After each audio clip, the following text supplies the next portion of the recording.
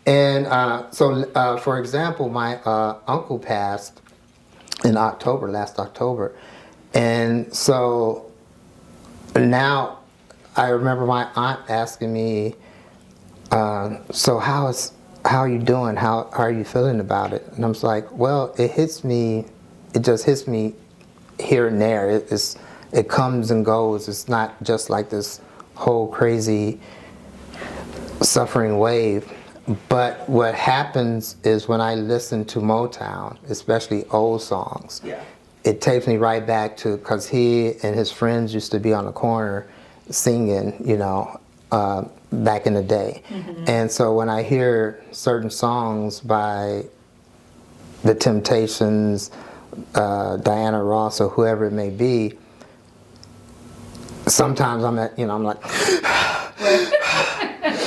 you're like, what is happening right now? I gotta go to school and teach, So it's been that kind of thing. So music is just, again, it's just been in my life. It's always been there. Whether we're dancing, playing it, trying to reproduce it, connect to it, I think it's just a part of me. And I don't think you can take that away from the experience of my life. Like I said, that's been the soundtrack for my life. Right. Yeah. Okay. So, can you talk about the value that poetry has in your life today? And I'm assuming that the value of poetry has changed from maybe when you first discovered it to now as a working poet, as the poet laureate for the state. I've been having this thing that I've been thinking about, and what it is poetry has got me here. Poetry is why I'm here with you today. I can take it all the way back to 4th grade when my mother helped me with my first poem for Black History Month. It was a poem about Jackie Robinson, and then from there it goes into these little things where I'm writing poems and not showing them to anyone. Mm-hmm. So much so that I have a 3-ring binder of poems, and I have 3 other roommates, all guys, that don't care about those poems at all. Mm-hmm. And one day a friend of ours is over there and she's looking at so with my roommates, they knew they were poems, so it was like they just moved it out of the way to get to whatever they needed to get to. Yeah. She was actually reading it, and I come in the apartment and I grab it from her, and I'm all mad and stuff. I'm like, don't you ever, and she's crying. Oh, no. And I'm like thinking she's crying because I'm yelling at her. Yeah. And she's crying and she's like, you should show these to the world. They're so beautiful. No, like, shut up, don't you say anything about my words. And I'm like, and it's kind of like that. And that took me to later publishing wanting to publish, but then I wanted to learn more about publishing. So in school I was learning about surrealism and the different aspects of things from like Billy Collins and different kind of writers like that.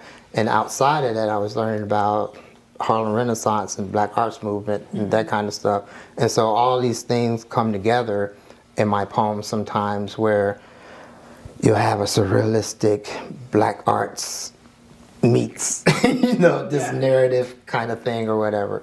So, it's just been, it's always been there, I guess. I just never knew it. And once I started taking it seriously, it just became something. I kept finding myself in these places, getting my undergrad degree for English creative writing, leaving there, getting my MFA in poetry, getting into Cobby Canum, becoming a Cobby Canum Fellow, getting into VCCA and things like that. City of Asylum in Pittsburgh having me for a month and teaching poetry workshops and stuff like that. So I just found myself in these places Dr. George Calamaris is, 2 offices down from me before he retired, and he becomes poet laureate, and I'm back at the school, and I'm just like, wow, I must be in the right place. And now here I am. And so poetry has gotten me, that's what poetry has done. And yeah, sometimes, like I think it was Jim Daniels said, you have to love writing because writing won't love you back. And yeah, at 3 o'clock in the morning, there's no one there but you, your laptop, or your phone, or whatever now. And yeah, you have to, you have to love it. Yeah, you have the ancestors and all the people who came before you to put you in this place. But now it's like, what are you going to do? Like Lucille Clifton said, I'm open to poetry, so poetry comes to me. And I feel like that. So tell me more about what you're writing to poetry and poetry comes to you. Well, the thing about that is poetry don't give a damn about when it comes to you. Yeah. Poetry just comes. And it's like, I tell my students sometimes, oh, right now you're in my way. I have to compartmentalize and be right here with you, but right now I have this idea and I have to hold on one second, and then I'll write it down or whatever so I can have it or text it to myself. But it comes at any time, and I'm not someone, I have friends who like from 6 to 10 every day write from 6 to 10, no matter if they're professors, married, kids, dogs, cats, all that stuff. And I'm, one of my writer friends, Eric Boss, said he came back to when we were IPFW, and someone asked him that question, and he said, I'm obsessed until I'm not obsessed. And I was like, yeah, I get that. And mine's a little different. I'm obsessed, and so I write a manuscript, but then I'll have these, I call residue poems. And so when I finish the manuscript, I think I'm never gonna write again. I don't have any good ideas. Just like, I've done everything. What else can I say? Yeah. And then I have what I call residue poems. And what the residue poems are like, the fading out of a record, talking about music. It's poems that still are talking to the manuscript. And then they peter out. And then you'll get that one poem that becomes something and takes you in another direction. And that's, oh, there is something else. Right. And and I call all my books children. They're 18, they're out in the world, and when people are like, oh, Tough Boy Sonatas, it's like, I'm like, yeah, he's kind of crazy, he's in your face, He grew up, he's the oldest, So it sounds like you kind of follow your interests, follow your obsessions, let themes work through you, you know, whether that becomes a structured manuscript or collection that's about a specific theme, or, things keep coming back in new poems. When you work with your students, so you're a professor of English at Purdue Fort Wayne, when you talk to your students about writing, do they understand that you're not all the time just going to have 4 hours to sit down and write? Yeah, well, the biggest thing I try to get them to understand is they have a voice, and this is your voice. So what do you want to say with your voice? And your voice can be, especially your voice on the page. How are you using your voice on the page? To say what? To say how you feel, how you see things, all that kind of stuff. And everybody has a voice when no matter if you're writing a poem, a play, an essay, instructions, a manual, everybody has, you put your voice on it. So I want them to understand that they have a voice and to be in tune with that voice. Just like an opera singer, when they're, I think about the exercises they're going through. I remember, I think it was Leontine, is it Leontine Price? they were showing her on 60 Minutes or something, and they were behind the scenes, and she's doing her warm-up exercises, and she's like, "Come on, voice, come on, get there," and she's like doing, her, all the stuff, A-E-I-O-U, the fa-la-la-la-las, and all the different exercises, and she's just fighting with her voice, and she's like, "It's not there yet, it's not there yet." And it was interesting to just see that. And so they have that too, and they have to understand that they have to keep that in tune and get there. And then I want them to see that, like I say, when we talk about abstract and like concrete things, and I talk about love being an abstract aspect of something, if I said, okay, what does love mean to you? Everyone's going to we're going to have 15 different aspects of what love is. Yeah. But if I can place you through the 5 sensory attributes, if I say, love are my warm lips on the nape of her chill bump neck. And I've placed you, and that may not be love to you, but at least I've viscerally kind of placed you there. And a lot of people, a lot of beginning poets think being abstract leaves it up to the reader to kind of jump off, but the more specific you are, the more specific your experience becomes to the page, because you bring your experiences to the page. And so, although that may not be love to you, love may be something else, but it'll take you to that. Right. So if I say love is grandma's peach cobbler Sunday at 11 a.m. on the back porch while the sprinklers rock. Yeah, you could see that. Yeah.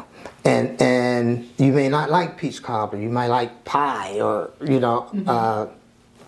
cake, but you can connect that to your experiences. So how do you get people to address the page like that? Through your voice. I don't want you placating me. I want to hear your words, your word choices, your imagery, how you sound on the page. And I think once they get it, when you see that, you're just like, they take off. Yeah. So what's something that you've learned about writing from your students?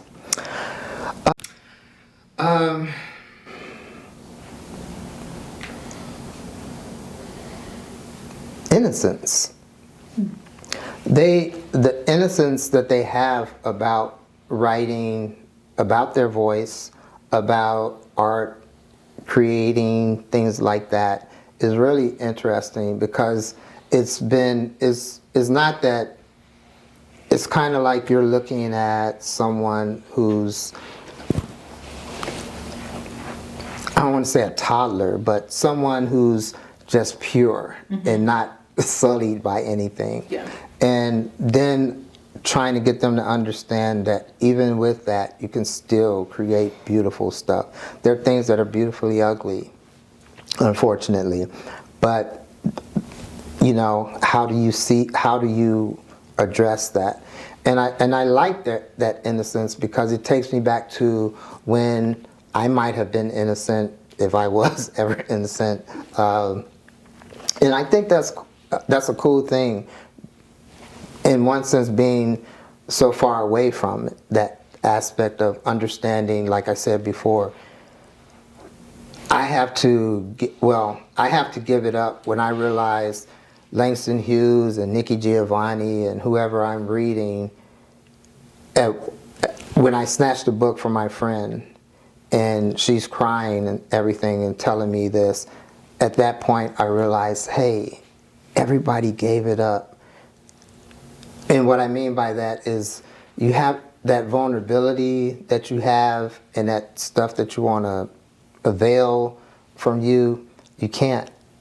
Poetry is not that. Poetry is truth. Poetry is, I say, poets are the most truthful of liars. It means we all lie, but poets not as much. And because you can't not, people think vulnerability is a weakness.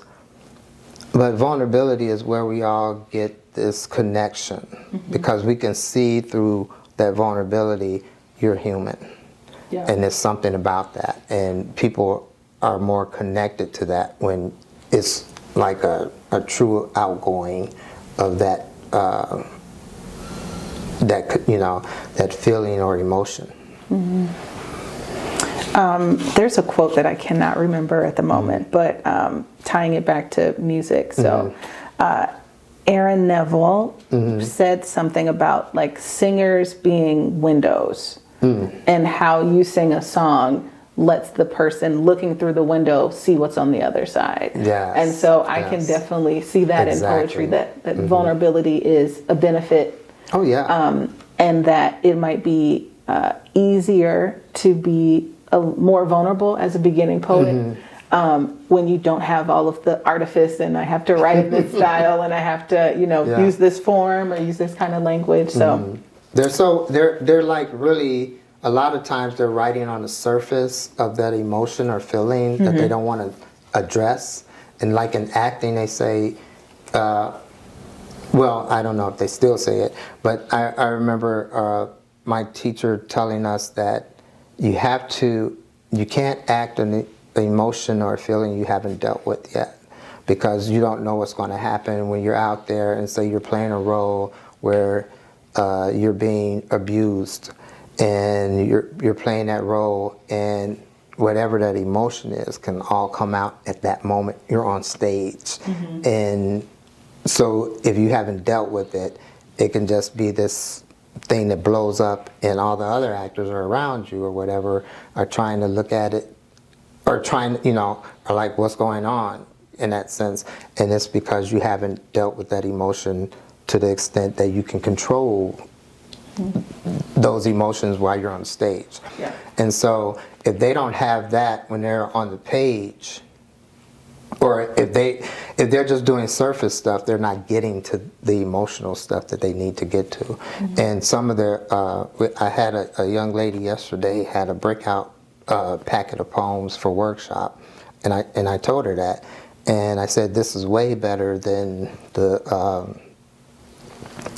work we did in the first workshop, and your vulnerability comes through, your truth comes through, your word choice, the imagery that you're using, the sounds. And I was saying some of the lines that she had and how she enjammed them, and she was just like, okay, all right, And I love that when they can understand what it is and get it for themselves. And it's like, that's not me saying, I'm looking at your work. You've done this already. Yes. Yeah. So how does the Midwest show up in your poetry? Well, because I'm in the Midwest. Yeah. It's just, I guess we've always just been in the Midwest. It's been a wacky life in a sense. I remember, like we're talking about going to the beach, going on picnics, my mother taking us on picnics. We would just go out and across, you know how that you have that beach road in Gary, and across from there it's grass and stuff like that. So we used to go over there and picnic, and there were just different places we would go. Sometimes we'd go to state fairs. We always went to fairs and carnivals and things like that. Just traveling. Your mother making chicken and different stuff to pack, and you're like, I want the candy apple. I want the, She's like, boy, if you don't get over, and you're like, you're mad, but when you're eating, it's like, this is really good. So it's all those kind of things that are still with me. The finish everything that you on your plate. There are people starving in Africa. Finish what you start. And understanding the idiomatic aspects of, oh, ain't he special? It's not a good thing. It's like, So with friends who don't know about that, like, look what she said on special. Like, that's not good. Yeah. That's not good. So just this whole dynamic of being in the culture. There's a Gary that I know, and it's unfortunate that nobody today knows that everything was off the street, so Sears, Montgomery Wards, all that was downtown. We went to parades and things like, as well as I played in, being in band, had to be in parades as well. Yeah. And as long as you go before the horses. But if the horses go before you, you can be in some trouble. Yeah. So there was all these kind of things. I didn't know at the time people came to Gary to shop. And before all the places moved to Southtown Mall in Maryville, which is now, I think, is it Griffith? I don't know if it's Griffith or whatever, but it's anyway. Before that, everybody went downtown, and so it was a whole different atmosphere. Going to the Chicken Shack, going on 8th Avenue and getting tacos. The only place that I went before I moved out my mother's house that was a name brand place was like McDonald's. Outside of McDonald's, we went to joints. Yeah. It was like family that. owned, Yeah. This businesses. pizza joint, everything was, a greasy brown bag or something. Hamburgers and cheeseburgers and stuff like that. So it was just a different way of growing up, and everything was connected to that aspect of the meals that went from Gary to up through Chicago. The aspect of industry, car industry and stuff like that with Detroit and all that kind of thing. So all that stuff, like I said, the urban Midwestern sensibility is all people coming from the South, changing the landscape of how we had to build up. So in Chicago, that's, you have these high buildings and stuff. In New York, you have those high buildings because more people are coming there and you can't build out, so you have to build up. Yeah. And that just changed the landscape of how we do trade and work and things like that. And so I kind of, connect to that, unfortunately, later in life. And now I just want to give some, chronicle those kind of things. Right. So I'm a third generation Garyite, right? And so your Gary is different than my Gary, than my parents' Gary, than, grandparents. And so I like how a lot of your poems, in addition to talking about music, because music puts you in a certain time span, is chronicling what you see around you in the city at the time. And, landmarks and places that might not exist anymore are immortalized in your poems. So, well, I'm glad you said that, because that's what, if you can see that, then that's exactly what I'm getting at. Yeah, because people don't know. I mean, when it becomes a ghost town, and a lot of places become ghost towns, especially places that were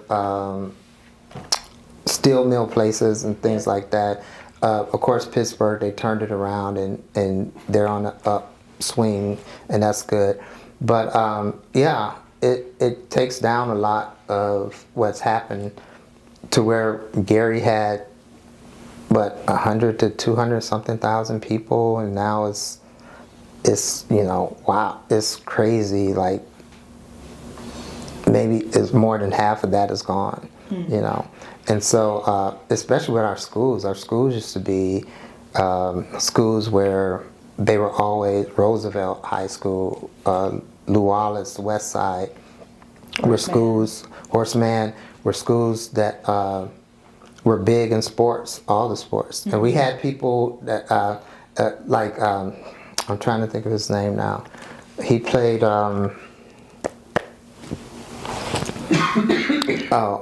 I can't. football?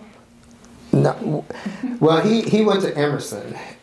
He was in old show. About the actor. Yeah, he was in the Streets of San Francisco.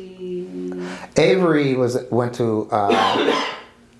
Avery Brooks went to Roosevelt, and was like the first black Starfleet captain or whatever in what are those shows? Star Trek. Yeah, and he played Hawk too for Spencer. You know, so and he played football. So I think his stuff was up there, but. I'm trying to think. He was in Streets of San Francisco. This is an older, I think he might be Polish. So we had a lot of, when everything was happening in Gary, it was more swampland, and people were still coming to try to get the jobs, because what happens in the migration is you get a job up north, you can send money back home until they can come up north with you. But people were doing white, black, Puerto Rican, so whatever you had them addressing getting jobs. And then those jobs were good jobs, so you had people moving in, and then you had the churches moving in. So you had all kind of different churches, Lutheran, Presbyterian, Catholic, all kind of churches around there too, which gave to this prominence of how the place looked. You know, Glen Park used to be where everybody wanted to go and stuff like that. So yeah, you have all that happening, and I think a lot of people don't see that now. It's just I used to go to the State Theater and the Palace, and it was just like, I used to be scared to go to the bathroom because they had the long red drapes, and it kind of reminded me of Dracula. So going in there, it's like, so I had to go in there and use the bathroom real fast and run back out and just make sure Dracula wasn't following me or whatever. But it was so palatial, and now it's just these abandoned buildings, kind of like what happened to Detroit, and hopefully Detroit can turn around as well. I think for a lot of us who are from Gary and have moved out of Gary, there is still a very big sense of pride for people who are making it big, people who are succeeding, especially people who are helping with revitalization efforts in the city. And so one of those things that I think lots of Garyites will celebrate is that you are the new Poet Laureate for the state of Indiana. Garyites and everyone else in the state nationally. So what are you doing to promote poetry across the state? And what will you be doing? So I want to do what I call Indiana Chitlin Circuit. So the Chitlin Circuit was basically in a day of Jim Crow. Just like we had the Green Book, there are places you can go in the Green Book to where you can be okay if you're a person of black in that sense back then. And so the same thing happened, since you couldn't go in the front of building, you couldn't go in the front door and things of that nature. There were juke joints and stuff that would bring you in, and there was a circuit that you can follow. And on that circuit, it's like, okay, you coming to Kansas City, you're going to Missouri, you're going to, through Chicago, wherever you're going. So they get you in there, give you a little money, feed you, probably give you a place to sleep for the night, and let you sell your wares, and then you go to the next place. So that's the circuit that, and so what I'm doing, I do an Indiana Chitlin Circuit at PFW, and I try to get people in, and it's like I'll have 2 poets come in and me, and I'll host it. I introduce them, then we do a fast round robin kind of thing where whoever reads the first poem, you're just feeding off of that poem and doing that for like 15, 20 minutes. Then I would have them both read individually for 15 minutes, and then we read a poem together. Like the first time I did it, I had it was Ross Gay, Emma Mitchell, L.H. Douglas, and myself, and we read Lucille Clifton's poem, you know, and you read, each person reads a line and then you read the last line together. And then afterwards you have a Q&A and food if you can. So I want to take that and do like a pop-up on the road to all the different places so that I'm communing with people. We're getting to hear their voices as well and getting to embrace their culture and see where our cultures overlap and things of that nature and how poetry can bring that together. So collaborative spaces for poetry with food. Hopefully with food. Hopefully Even with if food. like, you know, they have food trucks or cater, you know, it depends, but we're trying to figure it out. Like I was talking earlier about trying to get a grant to where I can, if I get the grant, then I can pay them too. And I really want that to happen. Yeah. So if I get the grant, I can pay them for being there and sharing their work as well, which is hard. You know, a lot of times people just want poets to poet. And it's like, yeah, that's cool, but you know, you don't just want, actors just don't act without the finances, you know, for the most part. So it's a kind of thing where we're trying to get, you know, have it flourish in that sense. So that's one of the things I want to do.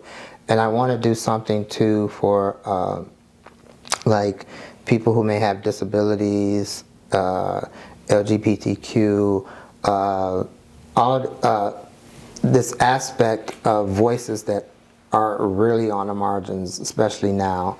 And hopefully by the end of my tenure, at least have some aspect of an anthology that represents them and show those voices too that are in Indiana. Yeah. So that was a couple of things that I'm thinking about doing. Wow. So an anthology of poets from marginalized groups. Yes. Great. Okay. Yeah. Okay. So my last question is, who are some of your favorite poets? And how do you find new poets to love? Well, since I teach, I'm always looking for new poets. There's a lot, it's hard to say who's my favorite poet because there's so many poets out there that are doing really good stuff. When I start recognizing being seen on the page is when I first started reading like Langston Hughes, June Jordan, Nikki Giovanni, stuff like that. And that was something.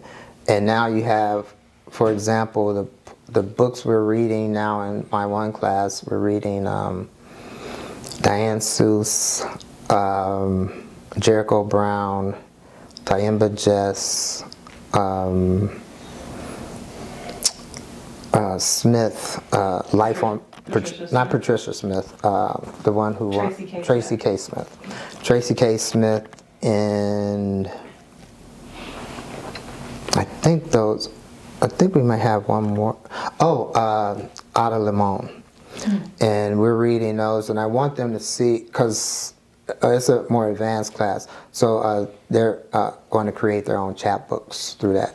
So I want them to see diverse voices, different voices, women voices, men's voices, men who are gay, but also for those people who are for the books that we're looking at, they won Pulitzer Prizes for. So it's almost like a master's class in looking at this is what's happening now in contemporary poetry. And I want them to see that not that there's anything wrong with dead poets, but I want them to understand that there's stuff happening now. Just like we might say, somebody might, older person like me, oh man, the new music is it's all whack and stuff like that.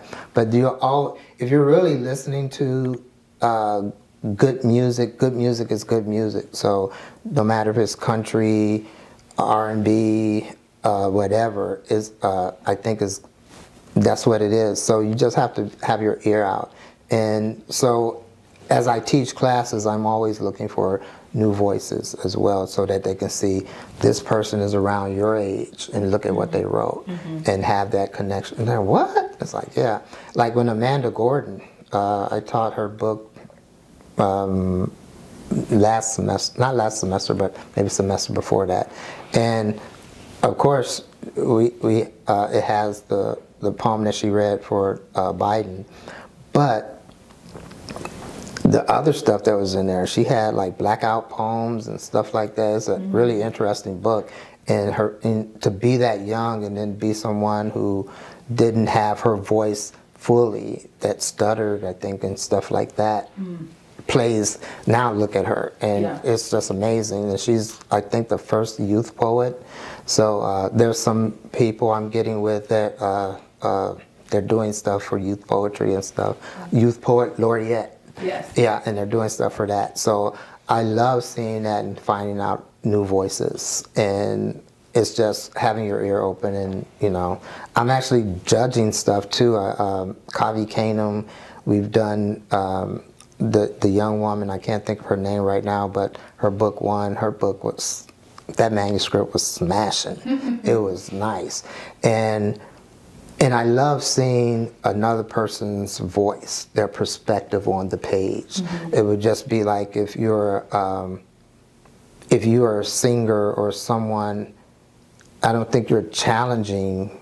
It's not like a challenge to you to hear somebody else. It's just like, look at how they bend that, you know. Yeah, just look at how they do it. It's different from how I do it. I can still recognize their artistry while maintaining my own. Exactly. And instead of feeling like it's a challenge, that it can only be one person, you know, that's doing that, and you can't do it. So I love seeing those voices and seeing young voices and where they're coming from, where they're at.